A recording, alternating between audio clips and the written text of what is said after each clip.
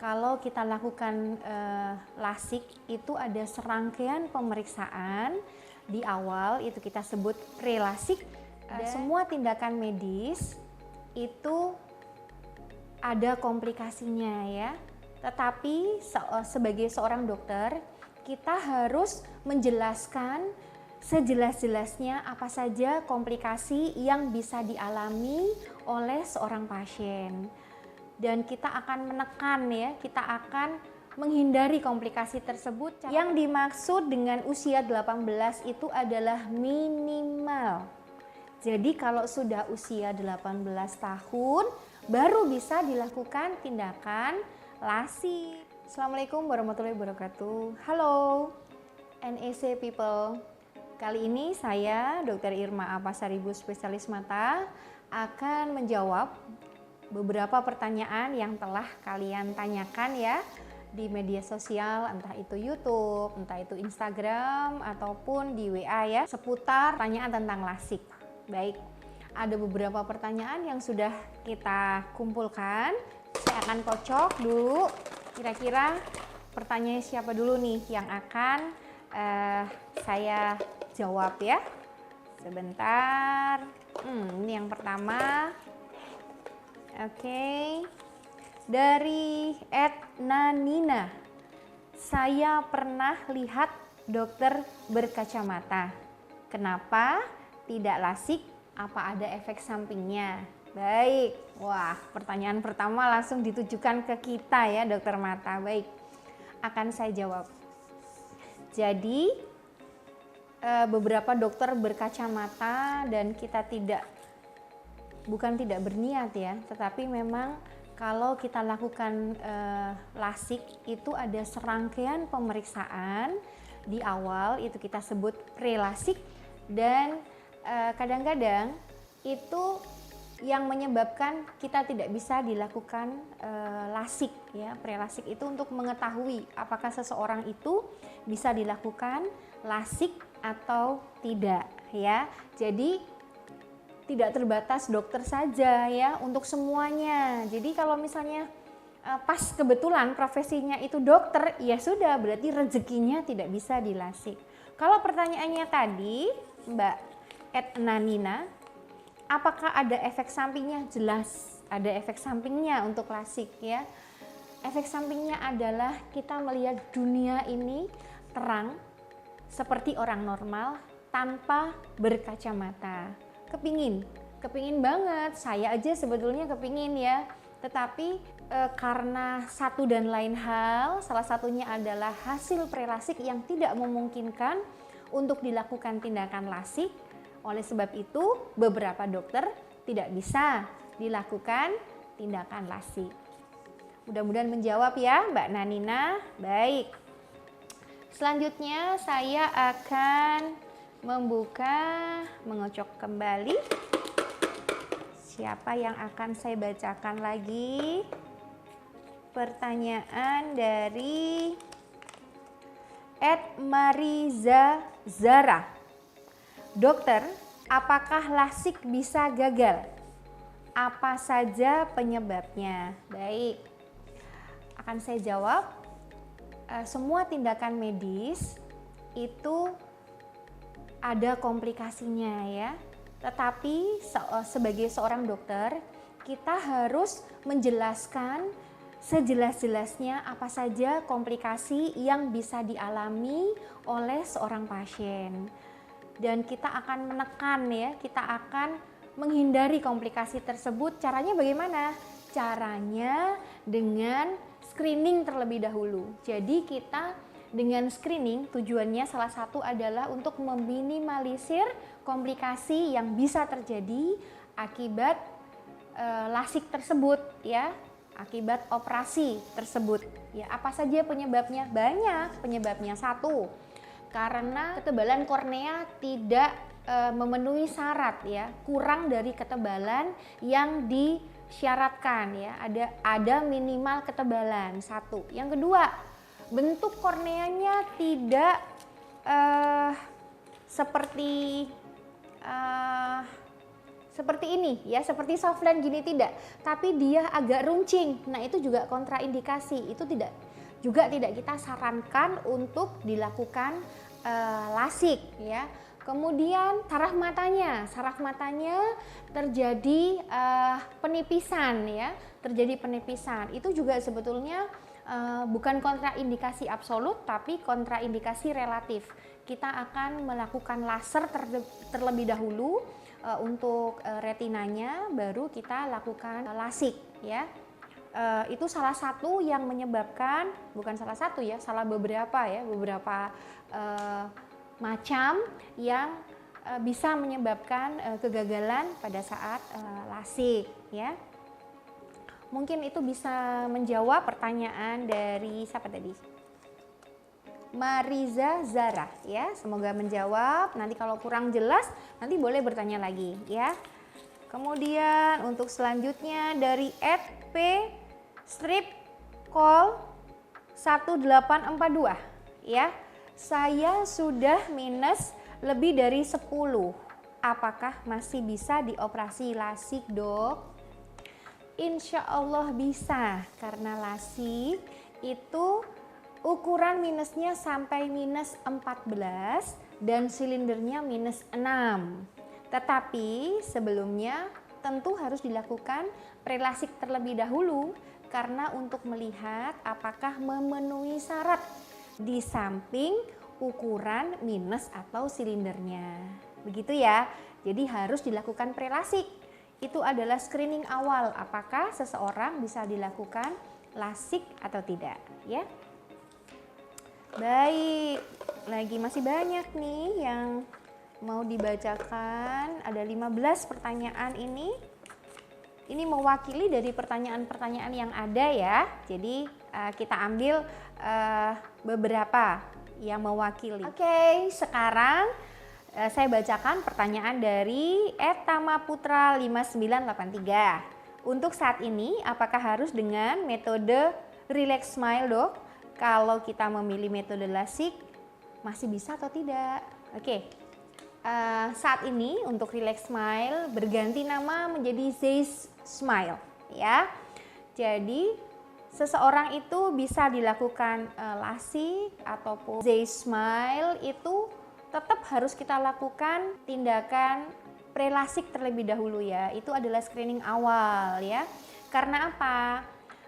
Kalau seseorang itu dia bisa dilakukan Zeiss Smile, pasti dia bisa dilakukan lasik ya. Tapi kalau dia pada saat pemeriksaan dia bisa lasik, hanya bisa sampai di lasik, belum tentu dia bisa dilakukan Zeiss Smile ya.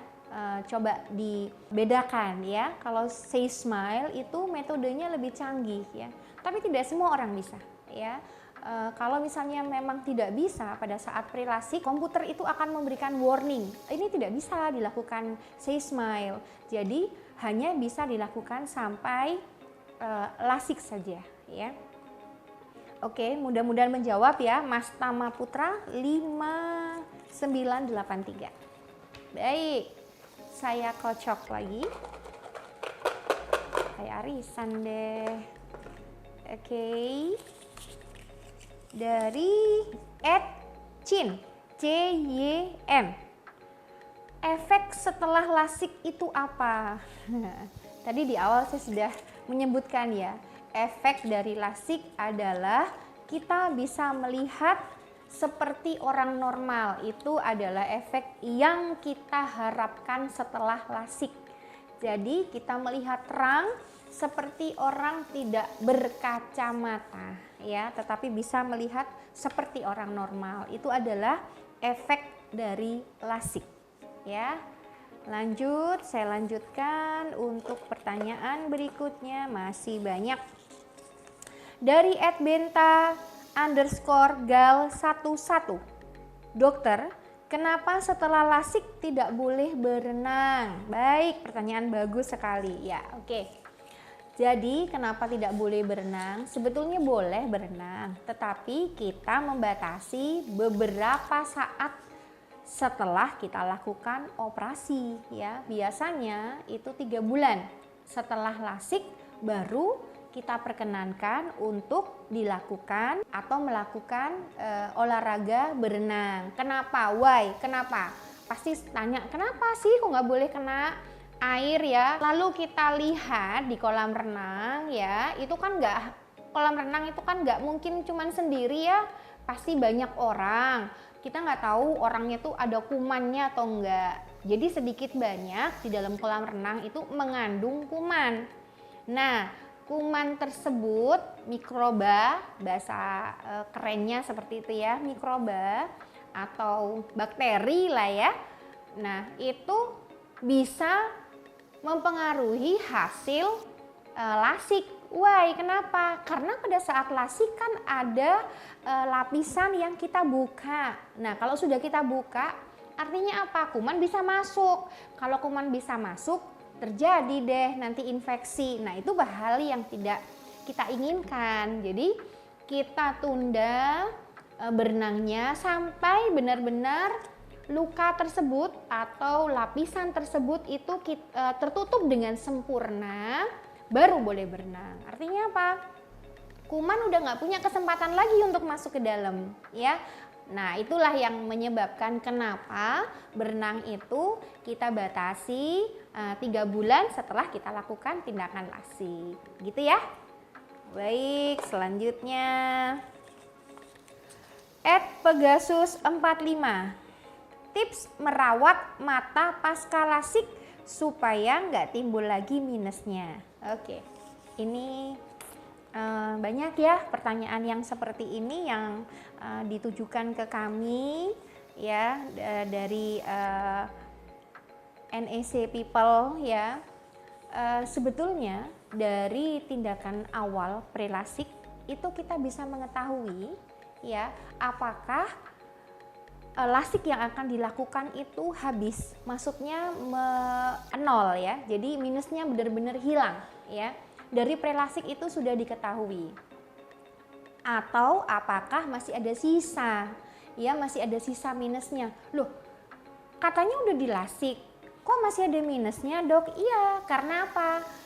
Ketebalan korneanya itu tidak mencukupi untuk kita ambil keseluruhan minusnya. Jadi kita tetap harus meninggalkan sisa. Misalnya seperti ini, minusnya ternyata 12 ya, minusnya 12.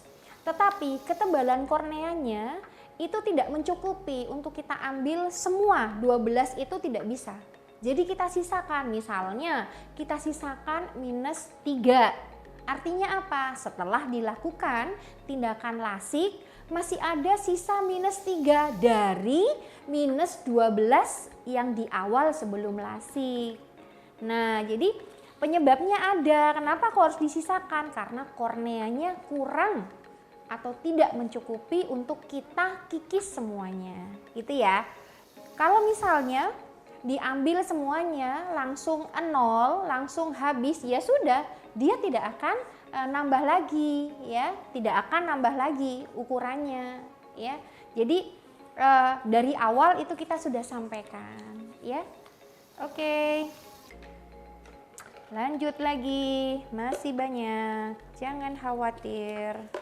Masih bisa kita bacakan semuanya dari @reni.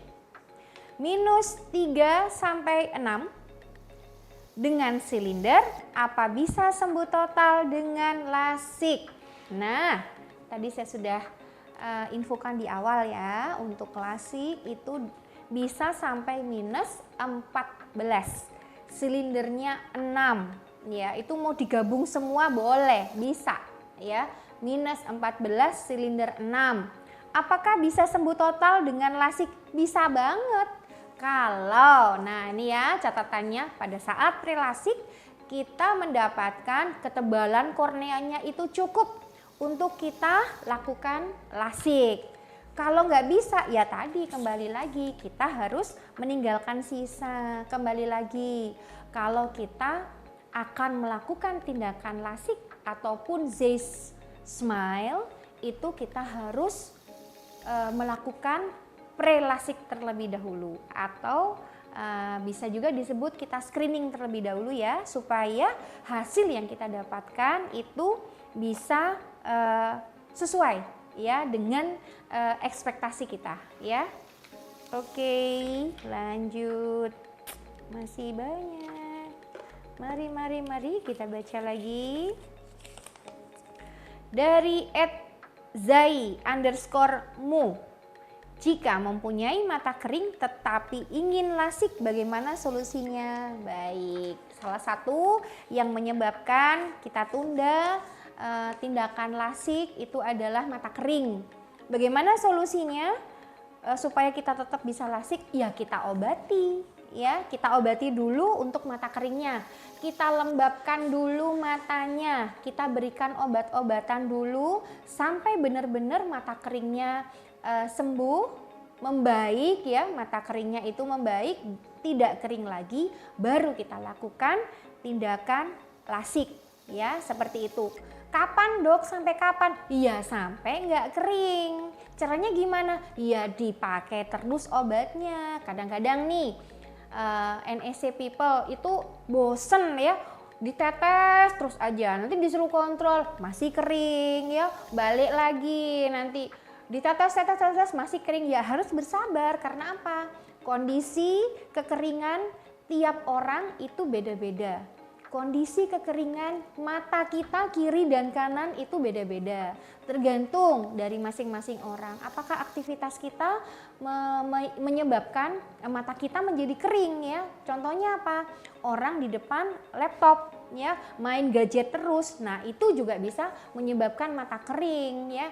Salah satu juga yang kita sarankan untuk NSC people pada saat akan dilakukan lasik, berhenti dulu main gadgetnya. Bukan nggak boleh sama sekali, tapi dibatasi. Supaya apa? Matanya nggak kering. Jadi nanti hasil untuk pos lasiknya, selesai operasi lasik, hasilnya jadi maksimal, jadi bagus. Begitu ya. @zai_mu.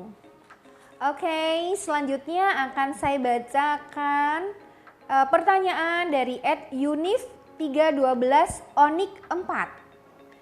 Apakah setelah lasik ada kemungkinan mata bisa menjadi minus kembali?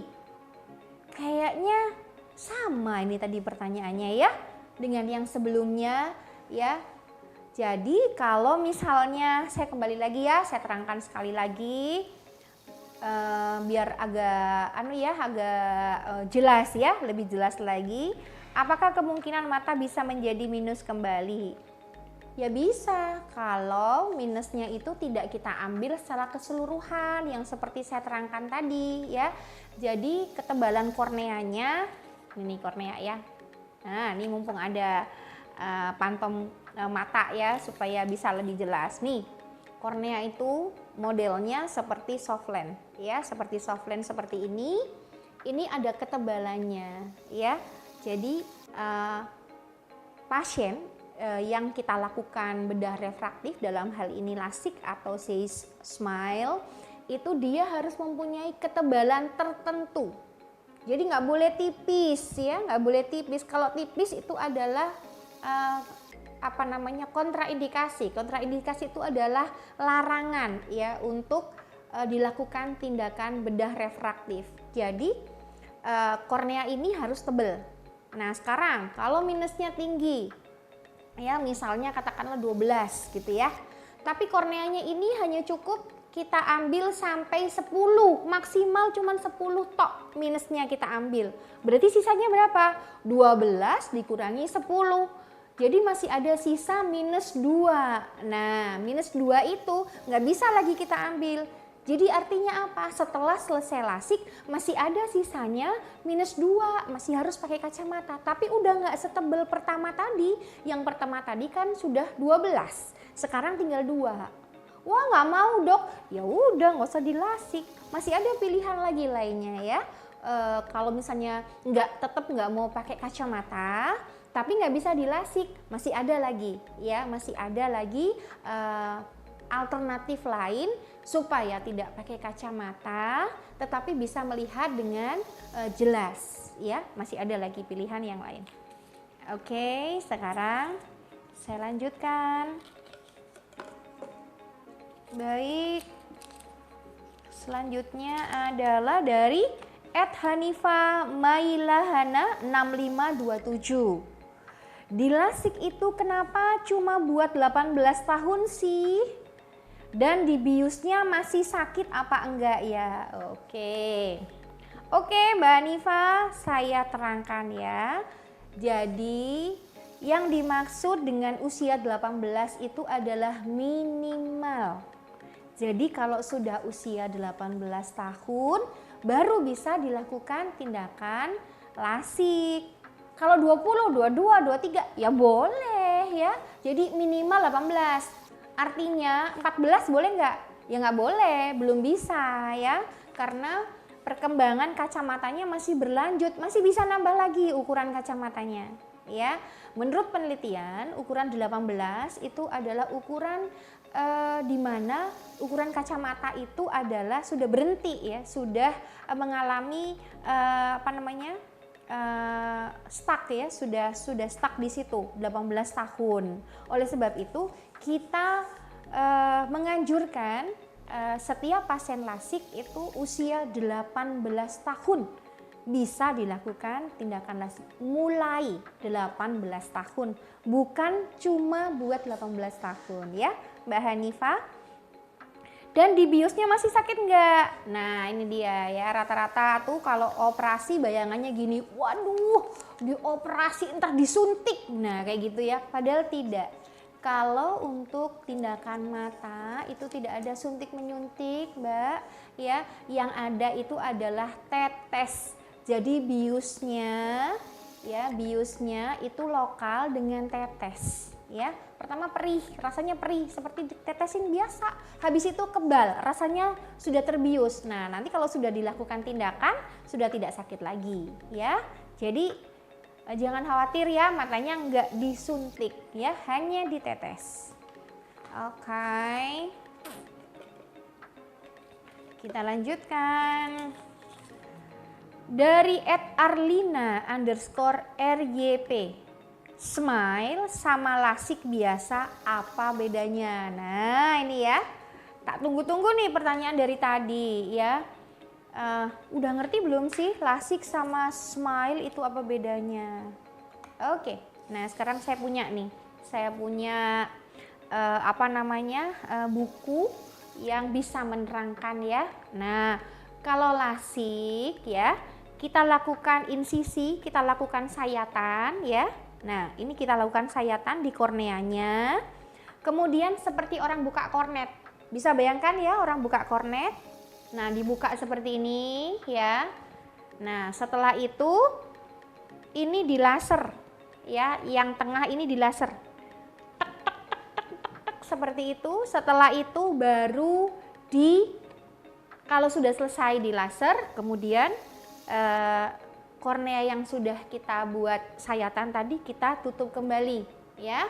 Nah ini sudah langsung menyatu ya, ini sudah langsung nempel lagi ya, sudah enggak ini lagi, sudah enggak terbuka lagi ya. Ini kita sebut lasik, femtolasik. Terus apa bedanya sama Z-Smile ya? Nah ini yang Z-Smile ya. Kalau yang Z-Smile itu kita buat sayatan ya, tanpa membuat flap, tanpa dibuka.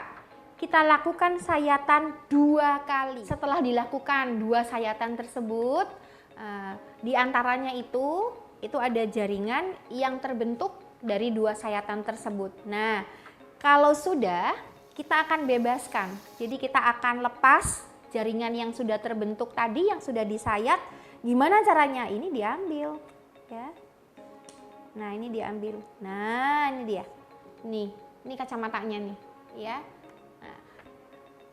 Nah ini bedanya. Jadi kalau yang lasik tadi, yang pertama itu ada flapnya.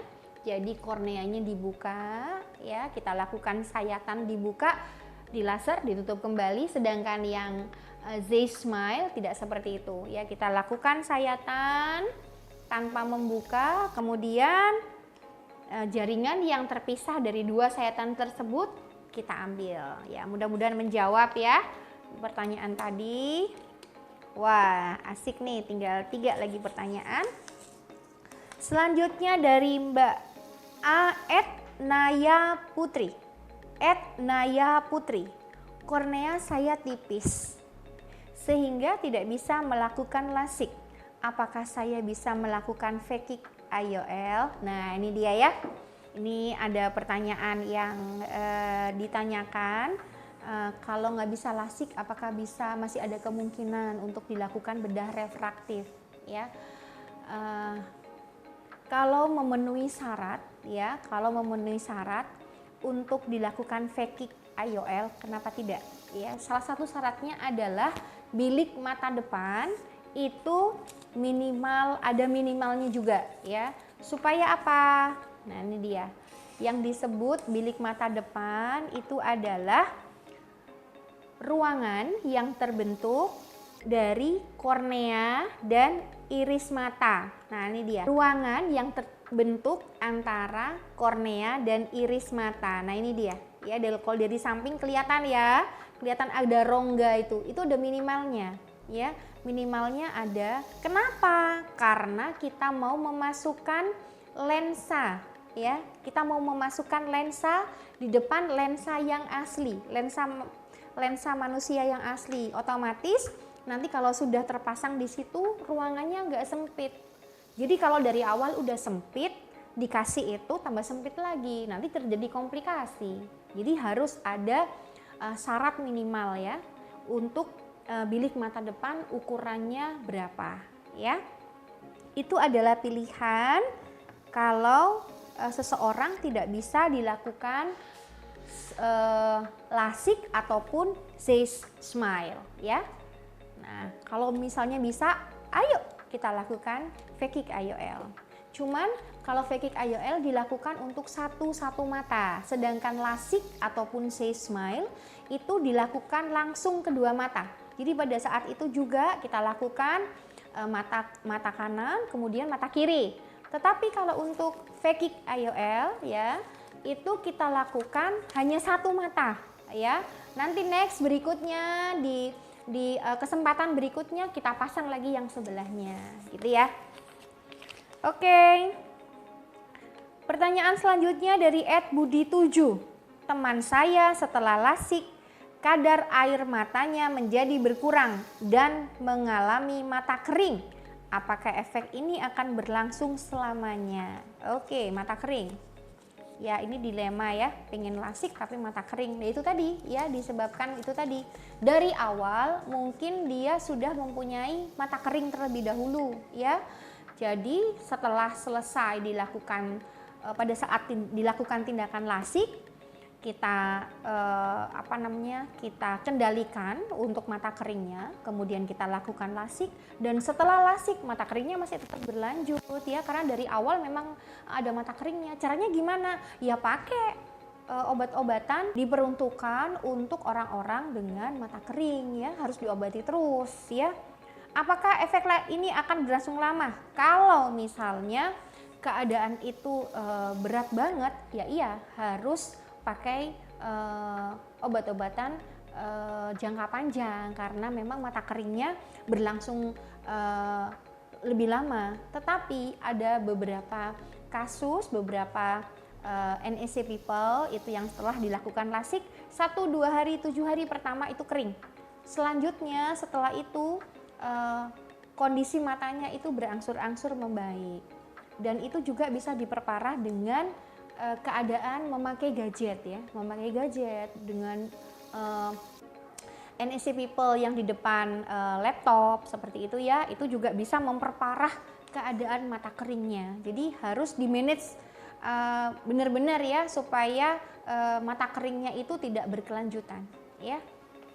Oke. Tinggal satu. Oke. Dari @norin_. Apa ada kemungkinan setelah lasik membutuhkan kacamata baca saat sudah tua? Jika iya, solusinya apa? Oke. Jadi NEC people, tindakan lasik ataupun Zeiss Smile itu untuk menghilangkan ukuran kacamata jarak jauh ya. Kalau misalnya usianya tadi kan minimal 18 ya, 18 tahun. Kalau misalnya kita lakukan tindakan sebelum usia 40 tahun, ya untuk jauhnya pasti terkoreksi, pasti nggak pakai kacamata lagi. Tetapi kalau usia di atas 40 tahun, tetap akan muncul presbiopia namanya ya. Jadi kelainan akomodasi mata akibat degenerasi, akibat tua ya, akibat karena usia.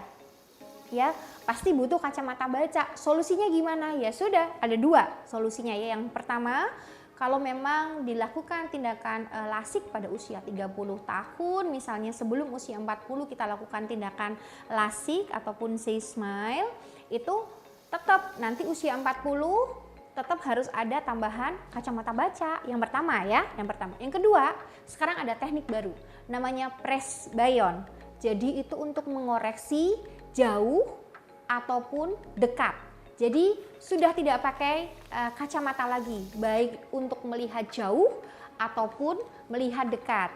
Ya, ini teknologi terbaru namanya presbyon. Ada di National Eye Center ya. Mudah-mudahan jawaban-jawaban yang sudah saya berikan itu bisa memuaskan hati para NEC people ya. Dan kalau masih ada pertanyaan lagi, silahkan bisa mengajukan pertanyaan dan akan kita jawab ya. Baik itu di media sosial ataupun langsung bertanya ke admin kami. Dan mudah-mudahan NEC people selalu sehat. Jangan lupa jaga kesehatan mata. Sehat selalu. Terima kasih. Saya Dr. Irma Apasaribu, spesialis mata, mengucapkan terima kasih untuk semua perhatian. Saya tutup. Wassalamualaikum warahmatullahi wabarakatuh.